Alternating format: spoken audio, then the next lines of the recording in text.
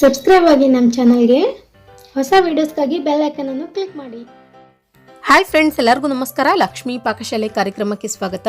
ಇವತ್ತು ನಾನು ಮನೇಲೆ ನಾವು ಯಾವ ರೀತಿಯಾಗಿ ಸುಲಭವಾಗಿ ಮತ್ತು ತುಂಬ ರುಚಿಕರವಾಗಿ ಐಸ್ ಕ್ರೀಮ್ ಮಾಡ್ಕೊಳ್ಳೋದಂತ ತೋರಿಸ್ತಾ ಇದ್ದೀನಿ. ಎಷ್ಟು ಚೆನ್ನಾಗಿರುತ್ತೆ ಅಂತಂದರೆ ಟೇಸ್ಟ್, ನೀವು ಮಾಡಿದ ತಕ್ಷಣವೇ ನಿಮ್ಮ ಮಕ್ಕಳು ಈ ಐಸ್ ಕ್ರೀಮ್ನ ಖಾಲಿ ಮಾಡ್ತಾರೆ, ಅಷ್ಟು ಚೆನ್ನಾಗಿರುತ್ತೆ ಇದರ ರುಚಿ. ಮತ್ತು ಫ್ರೆಂಡ್ಸ್, ಮಾಡೋದು ಕೂಡ ತುಂಬ ಅಂದರೆ ತುಂಬ ಸುಲಭ. ಮನೆಯಲ್ಲೇ ಇರುವಂತಹ ಅಥವಾ ನಮ್ಮ ಊರುಗಳಲ್ಲೇ ಸಿಗುವಂತಹ ಸಾಮಗ್ರಿಗಳಿಂದ ನಾವು ಈಸಿಯಾಗಿ ಐಸ್ ಕ್ರೀಮ್ನ ರೆಡಿ ಮಾಡ್ಕೊಳ್ಬಹುದು. ಖಂಡಿತ ಈ ವಿಡಿಯೋ ಇಷ್ಟ ಆಗಿದ್ರೆ ಲೈಕ್ ಮಾಡಿ ಮತ್ತು ನಿಮ್ಮ ಫ್ರೆಂಡ್ಸ್ಗೆ, ಫ್ಯಾಮಿಲಿ ಮೆಂಬರ್ಸ್ಗೆಲ್ಲ ಶೇರ್ ಮಾಡಿ ಅಂತ ಹೇಳ್ತಾ ಬನ್ನಿ. ಹಾಗಿದ್ರೆ ಈ ಐಸ್ ಕ್ರೀಮ್ ಮಾಡೋದು ಯಾವ ರೀತಿ ಅಂತ ನೋಡೋಣ. ಮೊದಲದಾಗಿ ಫ್ರೆಂಡ್ಸ್, ಇಲ್ಲಿ ನಾನು ಒಂದು 5 ಬಾಳೆಹಣ್ಣು ತೊಗೊಂಡಿದ್ದೀನಿ. ನೀವು ಯಾವುದಾದ್ರೂ ಕೂಡ ಬಾಳೆಹಣ್ಣನ್ನು ಬಳಸಬಹುದು ಐಸ್ ಕ್ರೀಮ್ ಮಾಡೋದಕ್ಕೆ. ಬಾಳೆಹಣ್ಣನ್ನ ಸಿಪ್ಪೆ ಸುಲಿದ್ಬಿಟ್ಟು ನೋಡಿ ಈ ರೀತಿಯಾಗಿ ಕಟ್ ಮಾಡಿ ಇಟ್ಕೊಳ್ಳಿ.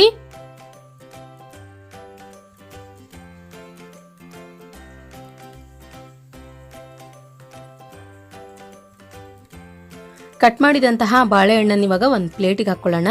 ಪ್ಲೇಟಿಗೆ ಹಾಕಿದ ನಂತರ ನೋಡಿ, ಈ ಬಾಳೆಹಣ್ಣನ್ನು 1 ರಿಂದ 2 ಗಂಟೆಗಳವರೆಗೂ ಫ್ರಿಜ್ಜಲ್ಲಿ ಇಡಬೇಕಾಗತ್ತೆ. ಒಂದು ಸ್ವಲ್ಪ ಕ್ರಿಸ್ಪಿಯಾಗಿ ಆಗಬೇಕು ಬಾಳೆಹಣ್ಣು, ಅಂದರೆ ಐಸ್ ಕ್ರೀಮ್ ತುಂಬ ಚೆನ್ನಾಗಿ ಬರುತ್ತೆ. ಈ ರೀತಿಯಾಗಿ ಪ್ಲೇಟಿಗೆ ಹಾಕಿದ ನಂತರ ಇದನ್ನ ಇವಾಗ ಫ್ರಿಜ್ಜಲ್ಲಿ ಇಟ್ಕೊಳ್ಳೋಣ.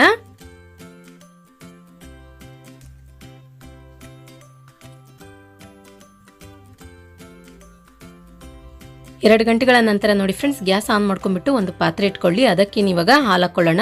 ಹಾಲು ಹಾಕಿದ ನಂತರ ಹಾಲನ್ನು ಚೆನ್ನಾಗಿ ಬಿಸಿ ಮಾಡ್ಕೊಳ್ಬೇಕು.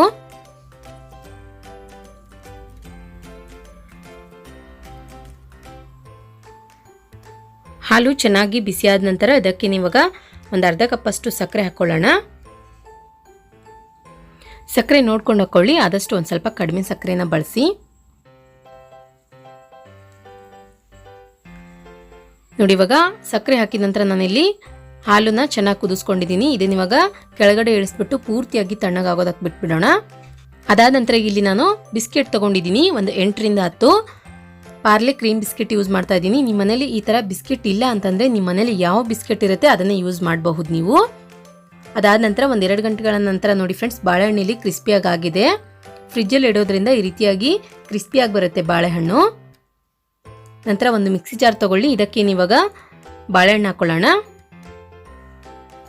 ಈ ಬಾಳೆಹಣ್ಣಿಗೆ ಇವಾಗ ಬಿಸ್ಕೆಟ್ ಸೇರಿಸ್ಕೊಳ್ಳೋಣ. ನೀವು ಯಾವ ಬಿಸ್ಕೆಟ್ ಯೂಸ್ ಮಾಡಿದ್ರು ಕೂಡ ನಡೆಯುತ್ತೆ.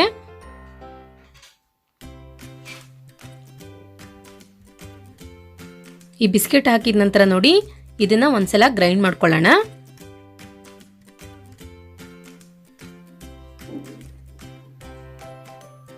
ಈ ರೀತಿಯಾಗಿ ಗ್ರೈಂಡ್ ಮಾಡ್ಕೊಂಡ ನಂತರ ಇದಕ್ಕೆ ಇವಾಗ ಹಾಲು ಸೇರಿಸ್ಕೊಳ್ಳೋಣ. ಹಾಲುನ ಒಂದ್ ಸ್ವಲ್ಪ ಸೇರಿಸ್ಕೊಂಡ್ಬಿಟ್ಟು ಮೊದಲಿಗೆ ಒಂದ್ಸಲ ಗ್ರೈಂಡ್ ಮಾಡ್ಕೊಳ್ಳಿ.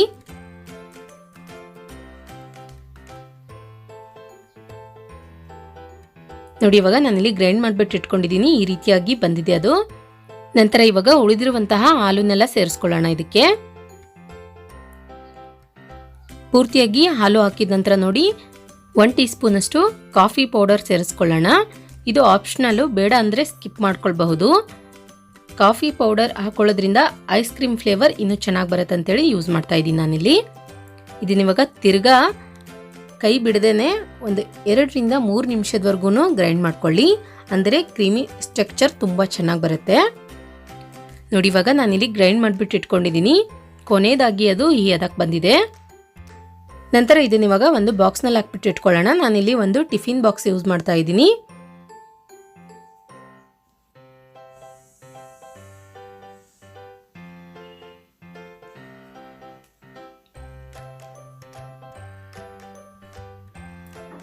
ಇದನ್ನ ಇವಾಗ ಮೇಲ್ಗಡೆ ಮುಚ್ಚಿಬಿಟ್ಟು ಒಂದು 3 ರಿಂದ 4 ಗಂಟೆಗಳವರೆಗೂ ಫ್ರಿಜ್ಜಲ್ಲಿ ಇಟ್ಕೊಳ್ಳೋಣ.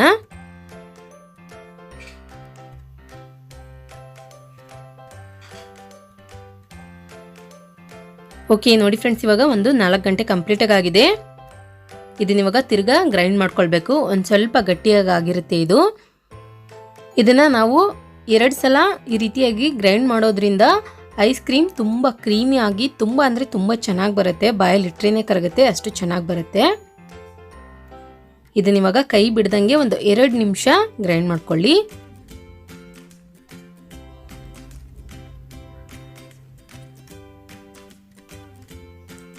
ಓಕೆ ನೋಡಿ, ಇವಾಗ ನಾನು ಇಲ್ಲಿ ಗ್ರೈಂಡ್ ಮಾಡಿಬಿಟ್ಟು ರೆಡಿ ಮಾಡಿ ಇಟ್ಕೊಂಡಿದ್ದೀನಿ. ನಂತರ ಇದನ್ನ ಇವಾಗ ಒಂದು ಬಾಕ್ಸಿಗೆ ಹಾಕೊಳ್ಳೋಣ. ಇದ್ರ ಮೇಲ್ಗಡೆ ಫ್ರೆಂಡ್ಸ್ ನಿಮಗೆ ಬೇಕಾದಂಥ ನೀವು ಡ್ರೈ ಫ್ರೂಟ್ಸ್ನ ಆ್ಯಡ್ ಮಾಡ್ಕೊಳ್ಬೋದು. ನಾನಿಲ್ಲಿ ಒಂದು ಸ್ವಲ್ಪ ಪಿಸ್ತಾ ಮತ್ತು ಬಾದಾಮಿನ ಹಾಕೊಳ್ತಾ ಇದ್ದೀನಿ. ಜಸ್ಟ್ ಗಾರ್ನಿಷ್ಗೋಸ್ಕರ ಯೂಸ್ ಮಾಡೋದು ಇದನ್ನು. ನಿಮ್ಮ ಮನೇಲಿ ಟುಟಿ ಫ್ರೂಟಿ ಇತ್ತು ಅಂತಂದ್ರೂ ಕೂಡ ಅದನ್ನು ಕೂಡ ಆ್ಯಡ್ ಮಾಡ್ಕೊಳ್ಳಿ, ಇನ್ನೂ ಚೆನ್ನಾಗಿ ಬರುತ್ತೆ ಐಸ್ ಕ್ರೀಮ್. ಇದನ್ನ ಇವಾಗ ಮೇಲ್ಗಡೆ ಮುಚ್ಚಿಬಿಟ್ಟು ಫುಲ್ ಓವರ್ ನೈಟ್ ಫ್ರಿಜ್ಜಲ್ಲಿ ಇಟ್ಕೊಳ್ಳಿ. ಇಲ್ಲ ಅಂತಂದರೆ ಒಂದು 8 ರಿಂದ 10 ಗಂಟೆಗಳ ಕಾಲ ಇಟ್ಟರೂ ನಡೆಯುತ್ತೆ. ನೋಡಿ ಇವಾಗ ನಾನಿಲ್ಲಿ ಫುಲ್ ಓವರ್ ನೈಟ್ ಫ್ರಿಜ್ಜಲ್ಲಿ ಸ್ಟೋರ್ ಮಾಡಿದ್ದೆ. ಇವಾಗ ನಿಮಗೆ ಸರ್ವ್ ಮಾಡಿ ತೋರಿಸ್ತಾ ಇದ್ದೀನಿ. ವಾವ್, ನೋಡಿ ಫ್ರೆಂಡ್ಸ್ ಇವಾಗ ಎಷ್ಟು ಚೆನ್ನಾಗಿ ಬಂದಿದೆ. ತಿನ್ನೋದಕ್ಕೂ ಕೂಡ ಅಷ್ಟೇ ಚೆನ್ನಾಗಿರುತ್ತೆ ಟೇಸ್ಟ್. ನಾವು ಇದರಲ್ಲಿ ಕ್ರೀಮ್ ಬಿಸ್ಕೆಟ್ ಹಾಕಿರ್ತೀವಿ ಮತ್ತು ಮಿಲ್ಕ್ ಆ್ಯಡ್ ಮಾಡಿರ್ತೀವಿ, ಬಾಳೆಹಣ್ಣು ಹಾಕಿರೋದ್ರಿಂದ ಟೇಸ್ಟ್ ಅಂತೂ ಒಂಥರ ಡಿಫ್ರೆಂಟ್ ಆಗಿ ತುಂಬ ಚೆನ್ನಾಗಿರುತ್ತೆ. ಮಕ್ಕಳಂತೂ ಒಂದು ಸ್ವಲ್ಪನೂ ಉಳಿಸಲ್ಲ ನೀವು ಮನೇಲಿ ಈ ರೀತಿಯಾಗಿ ಐಸ್ ಕ್ರೀಮ್ ಟ್ರೈ ಮಾಡಿದರೆ. ಹೊರಗಡೆ ತಂದು ತಿನ್ನಿಸೋದಕ್ಕಿಂತ ಈಸಿಯಾಗಿ ನಾವು ಮನೆಯಲ್ಲೇ ಮಕ್ಕಳಿಗೆ ಮಾಡಿಕೊಡಬಹುದು. ನೋಡಿದ್ರಲ್ಲ ಫ್ರೆಂಡ್ಸ್ ಯಾವ ರೀತಿಯಾಗಿ ನಾವು ಸುಲಭವಾಗಿ ಮನೆಯಲ್ಲೇ ಐಸ್ ಕ್ರೀಮ್ ಮಾಡ್ಕೊಳ್ಳೋದಂತ. ನಾನು ಮಾಡಿರೋ ಈ ರೆಸಿಪಿ ನಿಮಗೆ ಇಷ್ಟ ಆಗಿದ್ರೆ ಪ್ಲೀಸ್ ಲೈಕ್ ಮಾಡಿ, ಶೇರ್ ಮಾಡಿ, ಕಮೆಂಟ್ ಮಾಡಿ. ಇನ್ನಷ್ಟು ಈಸಿ ರೆಸಿಪೀಸ್ಗಾಗಿ ನಮ್ಮ ಲಕ್ಷ್ಮೀ ಪಾಕಶಾಲೆ ಚಾನಲ್ಗೆ ಸಬ್ಸ್ಕ್ರೈಬ್ ಆಗೋದು ಮಾತ್ರ ಮರಿಬಾರ್ದು. ಮತ್ತೆ ಒಂದು ಇಂಟ್ರೆಸ್ಟಿಂಗ್ ರೆಸಿಪಿ ಒಂದಿಗೆ ಬರ್ತೀನಿ ಮುಂದಿನ ಸಂಚಿಕೆಯಲ್ಲಿ. Keep watching. Thank you. Bye.